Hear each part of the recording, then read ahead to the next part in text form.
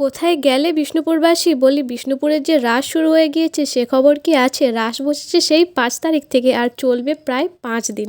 তো প্রথম দিনই কিন্তু আমি চলে গিয়েছিলাম রাস দেখতে। আর তোমরা তো জানোই আমাদের এখানে কৃষ্ণগঞ্জ আর মাধবগঞ্জ এই দুটো জায়গার রাস খুবই বিখ্যাত। তো প্রথমেই আমরা চলে গিয়েছিলাম কৃষ্ণগঞ্জের ঠাকুর দেখতে। আর এই রাসেই কিন্তু তোমরা বিষ্ণুপুরের সমস্ত ঠাকুরকে এক জায়গায় দেখতে পাবে। তাই আমিও দেরি না করে প্রথম দিনই চলে গিয়েছিলাম রাস দেখতে। আর তোমরা কে কে রাস দেখতে আসছো বা কে কে রাস দেখে এসছো অবশ্যই কিন্তু আমাকে জানিও কমেন্ট করে।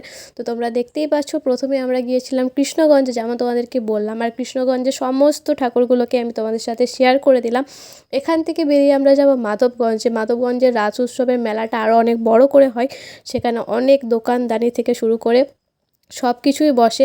এবছর আবার চড়কও বসেছিল, তো বুঝতেই পারছো। আর রাসের সময় কিন্তু তোমরা এখানে প্রসাদও নিতে পারো, যেমন তোমাদেরকে আমি দেখিয়ে দিলাম। প্রসাদের মূল্য কিন্তু ১৪০ টাকা করে। তো তোমরা কুপন কেটে সেখানে অন্নভোগ নিতে পারো। আর তারপর তোমাদের সাথে কথা বলতে বলতে আমরা চলে গেলাম মাধবগঞ্জে। তখনও কিন্তু এখানে ঠাকুর বেরোয়নি, এখানে পুজো চলছিল, তারপরে এখানে ঠাকুর বেরোবে। তো সেই কারণে আমরা ওখানে কিছুক্ষণ পুজো দেখলাম।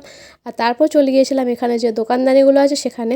তো এখানে হরেক মাল ১০ টাকা থেকে শুরু করে ২০ টাকা, ৪০ টাকা আরও অনেক দোকান বসেছিল। তোমরা আসলে অবশ্যই দেখতে পাবে। আর যেহেতু মেলাতে এসেছি আর পাঁপড় খাবো না সেটা তো হতেই পারে না। তো তারপর পাঁপড় খেয়ে সুন্দর লাইট দেখতে দেখতে চলে গেলাম বাড়ি।